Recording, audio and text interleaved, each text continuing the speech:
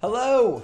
Good morning, Mario, and good morning, Switch fans. Zach is back on the attack. Tea in my stack, and I'm ready to give you this black, which is how I describe what we just found out, breaking news.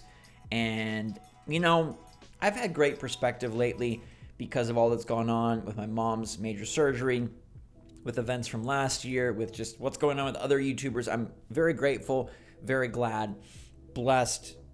It's been exhausting. Today I'm just gonna be a video game fan, okay? And I hope you'll let me do that. I hope that's okay. All right, so what's going on, everybody? It's Zach from SwitchForce. Love y'all lots. Hope you had a great weekend. Hope your week is starting off good. I don't want to make it worse. So let's start with something cool first, which is NOS for Nintendo Switch. It's the new operating system. This is actually incredibly nifty, all right? It's brought to you by Red Deer Games, and they called me and said, hey, we hear you love themes. And I was like, yeah, I wish we had one on Switch. And they said, well, we've got a little bit of a solution for you. And NOS is basically a new operating system for Switch. It's $40, but it's on sale at launch for $1.99, and it gives you a new theme. You can do all sorts of cool stuff like paint and draw, play little games, plan your day. It's a really nifty way to effectively turn your Switch into a little personal computer. And I think people are gonna find a lot of cool uses for this, and I think it's gonna have a lot of appeal. So make sure to click the link in the description down below to check it out. It looks pretty neat, doesn't it? Every time you click the link,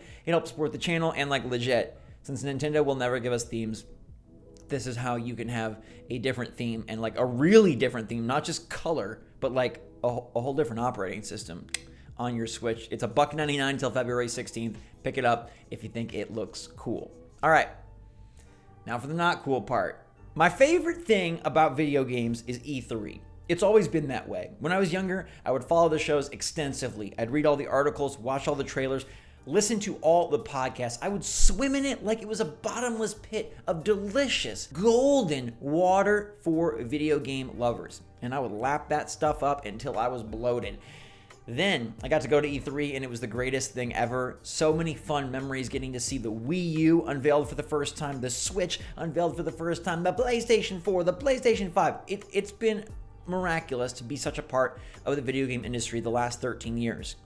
Then E3 started to die down, and with COVID, they took E3 away, and they announced it was coming back this summer at the LA Convention Center, and I said, hip, hip, hooray.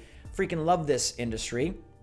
Freaking love E3. I'm excited. It probably won't be as big as it once was with the giant Goliath statue at the Evolve booth over at 2K, but it'll be cool. And then we just got breaking news that destroys it all. IGN has an exclusive report that Sony, Microsoft, and Nintendo will not be at E3 2023. E3 is the Electronic Entertainment Expo, but in reality, it's Sony, Microsoft, and Nintendo. And if you remove all three, now you're just E.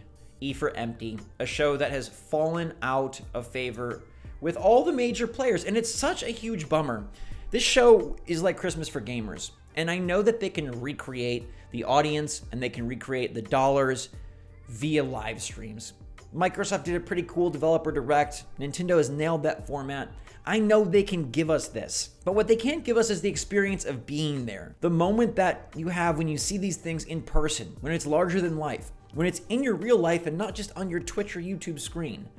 I think we're forgetting how important physicality is in our modern world with ChatGPT and all sorts of AI overtaking everything. Before you know it, we'll basically live in the cloud. There's an importance and a beauty to physicality.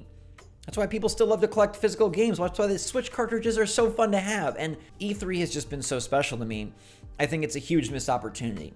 Now, you might be thinking, okay, well, when is Nintendo going to show stuff? And I bet they still have an E3 Direct. Although last year they got goofy with multiple smaller projects, and I felt like that was, it was fine in the end, but the whole pathway was stressful, disastrous, and awful.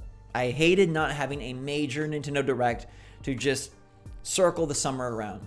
I think that's the biggest missing is E3 was one week where everything was great. And now you've got Jeff Keighley's Summer Games Fest, and people are saying that can be a stand-in. But let me tell you, no shade to Jeff. That was one of the worst events I've ever been to. I went to Summer Games Fest 2022. It was some indie games, some DLC, and Sonic Frontiers. It was beyond overhyped. It was beyond small. And it was more of a get-together for industry people like to drink beers and say hi. It wasn't really about playing the games or showcasing the games. It was more about people just getting together, which is great. There's nothing wrong with, having long-lasting friendships for journalists and reviewers and writers and even influencers. But E3 is about the spectacle. And you can't do so much spectacle with a live stream. You can't do so much spectacle in Jeff Keighley's little cool, swanky place. You can only do spectacle in the LA Convention Center or in a similar large location. And yeah, there'll still be a fun show. EA can do it big. Got a massive lineup this year, and I'm sure Bethesda, well, never mind, they're owned by Microsoft. I'm sure never mind, they're owned by Microsoft. Well, EA and Ubisoft can be there. It's pretty dire, guys. I was excited to book summer travel, and whatever, I don't get to go to a massive E3. Maybe it'll still be cool, but we've known this show has been dying for a long time. And now it seems like this is I don't know how you recover from none of the platform holders being there. Sony dipped out back in 2019. Xbox has done their own sort of thing the past few summers. Nintendo, I felt, would always stay because they're more traditional. They like to operate, by the books. They want to follow the success and the path that's led them to the place they are today and have reverence for, nope. They don't even want to be at E3 anymore. And Nintendo was the best because, obviously we're SwitchForce, but Nintendo had so much playable. They really had a great presence there. And you get to go and play all of their awesome, exciting upcoming games, whether it was Pokemon, Mario, Smash Bros, or more. And their booth was always so exciting to see how it was dolled up for Luigi's Mansion 3 or Breath of the Wild or Mario Odyssey. It was fantastic. And they've had their best booths probably ever in the Nintendo Switch era. And now, not only for me not being able to go, not only for me and any of your other favorite YouTubers being able to cover these games and talk to you about them, I feel bad for the kids that might want to watch this and dream of a job or a career or a hobby even where one day they can go. It's nice that it's all on stream. It's just, you're in the bathroom, on the toilet, and you can pull up E3.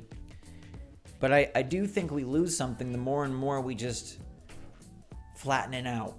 It's kind of how I feel. It's like everything had different, bumps and maybe some bruises along the way, but it was undulated and interesting and explorative. And now it's like, well, it's just a stream. Everyone can watch it, yeah, but it's a stream. And how much spectacle can you have in your stream? We just want to see the games, right? So there's not even opportunity for much showmanship like Nintendo kind of had back in the day. But that's the place of the physical space. That's what you can design and do. And it's fun just to take a snapshot of the E3 booth and send it to you. It's fun to see the big crates being unloaded and wonder what game that signage is for. It's fun to get leaks and rumors. And I feel like more and more the industry is just washing itself down, spreading itself thin, and everything has to be everything, and everything has to be everything, and everything has to be everything. Games need to be 100 million hours. Every event needs to be cost effective but hit as many people.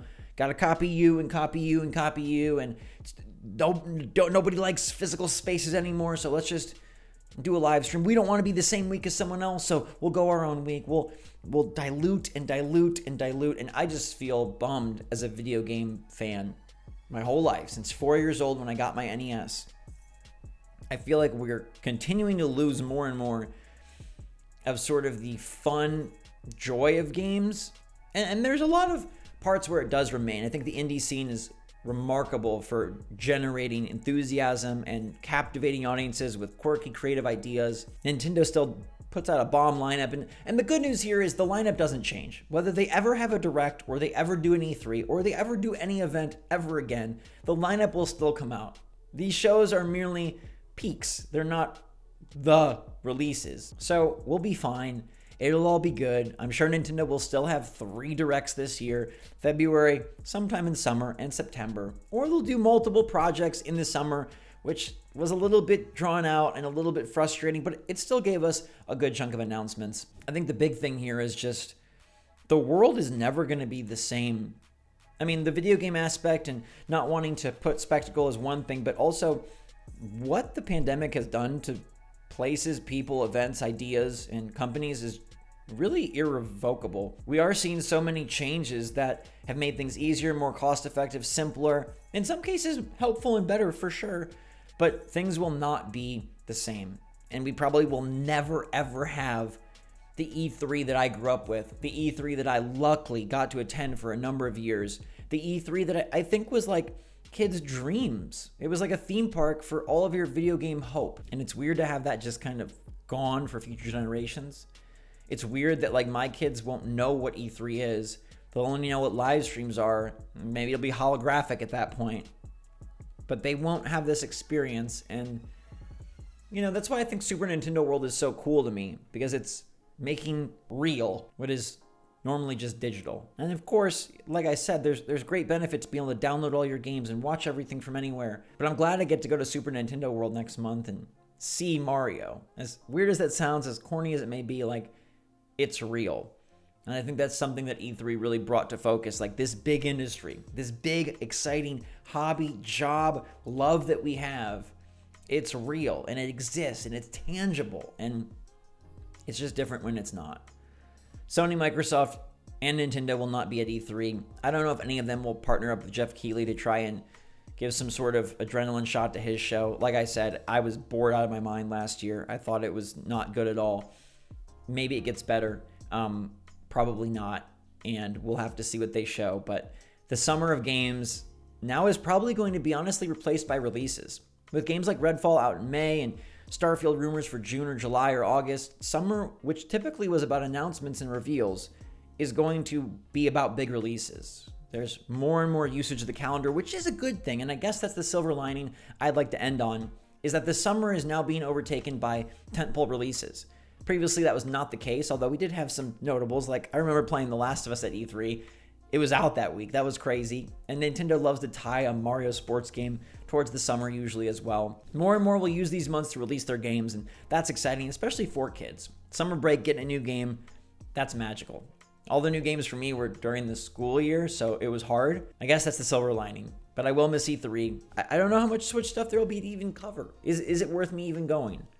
Do any of you care? Or is it just me? Because I feel bummed about this. And I was really excited because I knew E3 had been dying, but I thought E3 would be back when they said, you know what, we're doing it. We got a new partnership. What is it? Reed Pop Reed? I don't know. Whatever company has helped organize PAX was helping put together E3, and they were going to try to get everybody on board and do one more big hurrah and see if they could make this a thing again. Turns out they can't. Oh well. Life goes on. I hope you guys are all doing well out there. I hope you're staying safe, staying healthy, staying happy, staying positive. Thank you for your continued support and love. My mom is doing good. I'll probably give you guys another update, but for now, I just wanted to be angry gaming fan who hates that E3 is dead. All right. Love y'all lots. Thanks again. SwitchForce out.